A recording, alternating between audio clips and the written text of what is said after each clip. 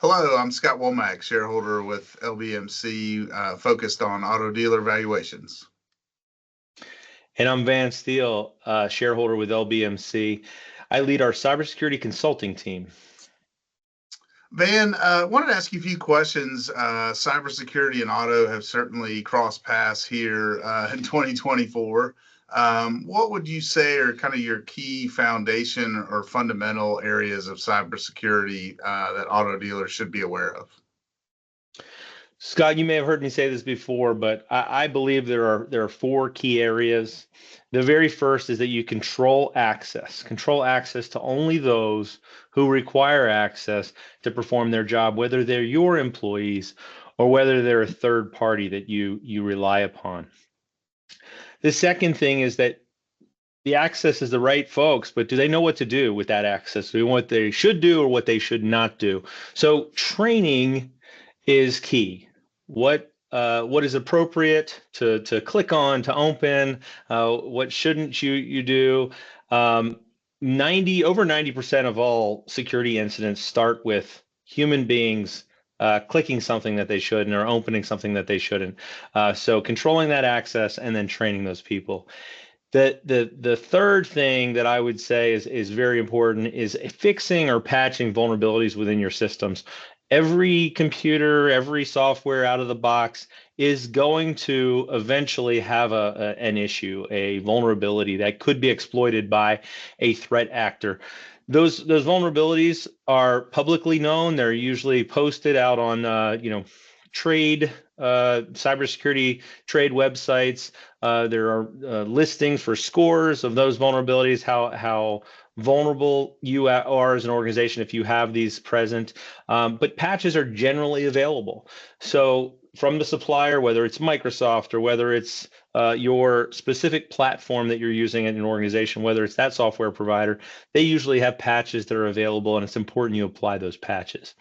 And then the fourth thing that I would say is key, and we'll get into it a little bit more here, Scott, I imagine, is preparing for the worst, having an incident response plan and exercising that plan so that you are prepared in the event of a security incident. Now, Van, any of the things that you just spoke about, are those sort of general cybersecurity fundamentals, or are there anything that auto dealers specifically should be thinking about or might be unique to that industry? Yeah, well, Scott, I'll tell you this. Those are the same things I would tell any organization in any industry. But specific to auto industry, um, auto dealers tend to leverage third parties to support their technology, right? Whether it's a software application that you process sales in or financing in, or whether it's the actual physical computers within the building, you're using third parties typically, and so that brings to light the issue of evaluation of third parties. So I would say that in addition to those four key components, auto dealers in particular should be focused on how are they vetting some of these products that they're leveraging, and some of the suppliers of those products do they have sound security practices?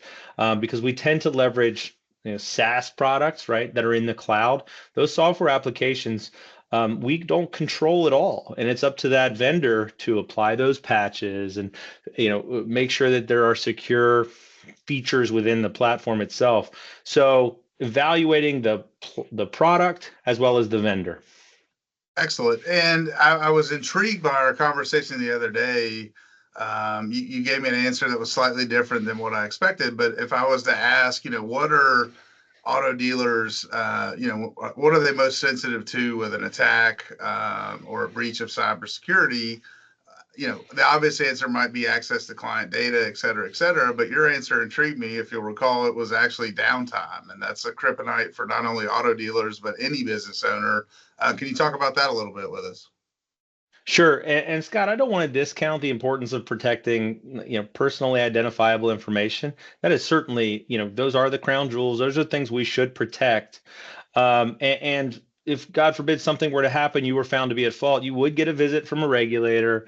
You would face your respective state breach notification requirements. You'd have to monitor credit for thousands or hundreds of thousands of people, however many you have in your system. So it can be very expensive as well. But Regarding continuity of operations, that appears to be the primary concern for businesses like auto dealers.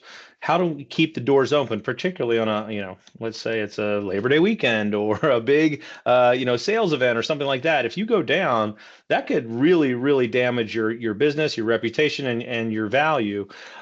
So that gets to my fourth point about those kind of key foundational issues is being prepared for those kind of outages.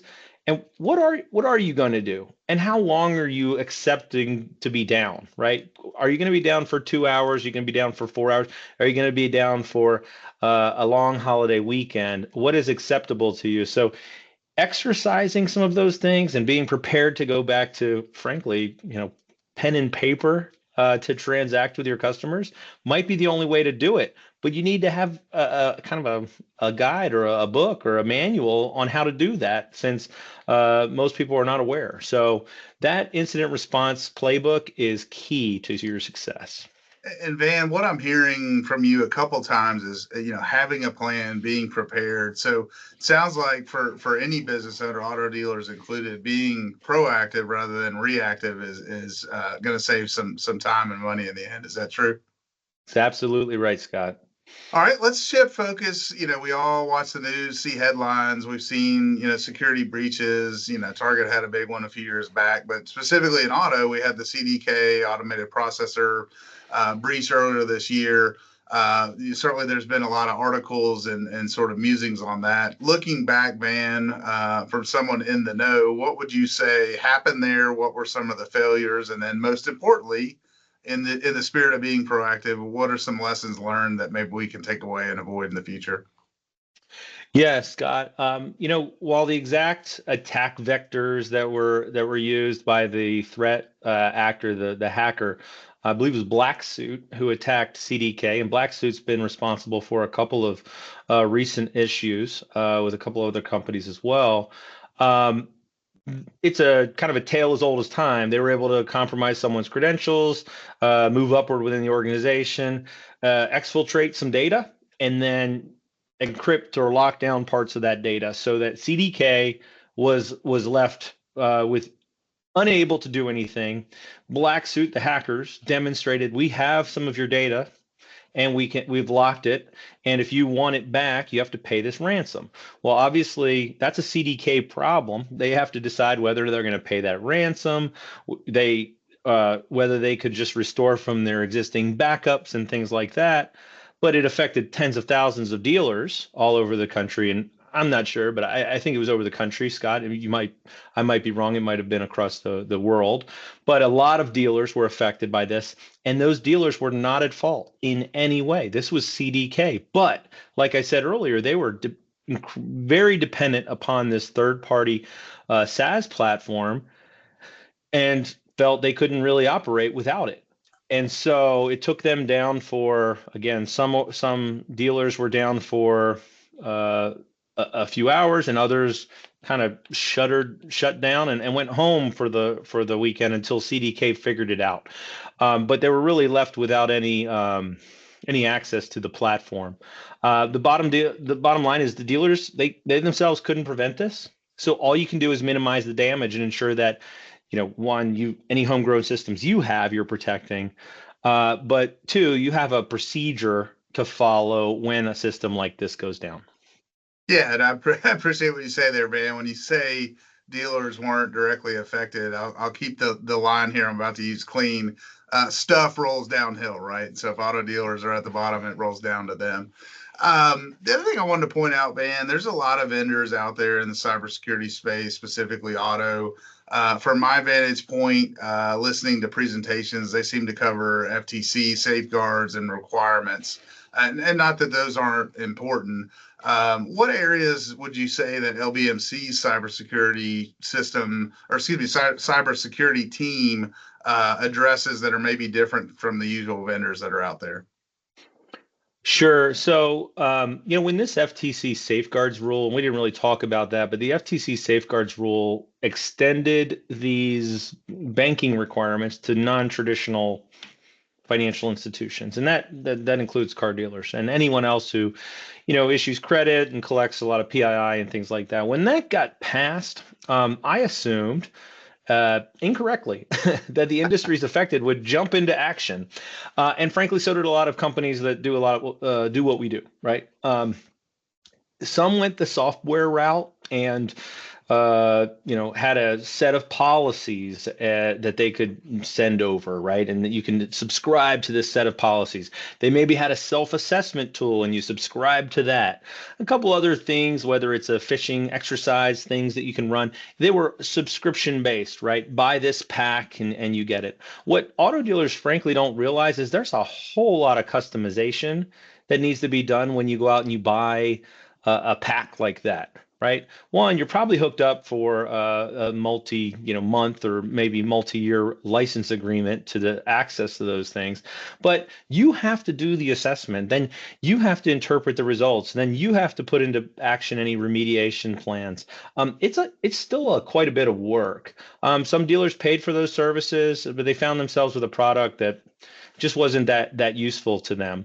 As you know, dealers come in a lot of different sizes and complexities. So it's not one size fits all. And while you might be able to suggest, hey, I'm following the letter of the rule, I wouldn't want to face down an FTC regulator and say, here's my stack of policies that I got off the internet, right? And that's why we take a little more personal approach. First of all, the requirement does say that you need to conduct a risk assessment. It does not say that you need to use a third party, but we can be that third party that conducts those risk assessments. It's a more personal relationship. We will go through and evaluate you as the size and complexity of your organization and meet you where you are with appropriate next steps and actions. And then we also review in detail those policy stacks and ensure that they are right sized to you as an organization.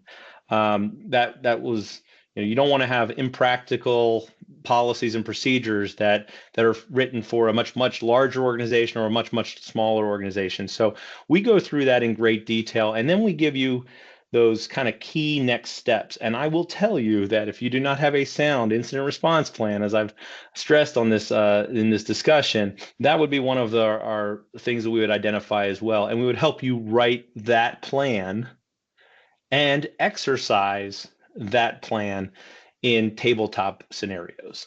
So again, it's a little more personal touch than just going to the internet and finding a compliance product that really only gets you halfway there. Well, and I love what you said, Van. Again, just picking up on some themes I think I'm hearing you say is, the idea of having cybersecurity compliance is not just to check the box. It's not a static noun. It's about behaviors and the follow through and sort of making it a living, breathing activity of the dealership. It's not a one time buy a package, put a Band-Aid on it. That customization and activity are key to sort of strengthen that across time.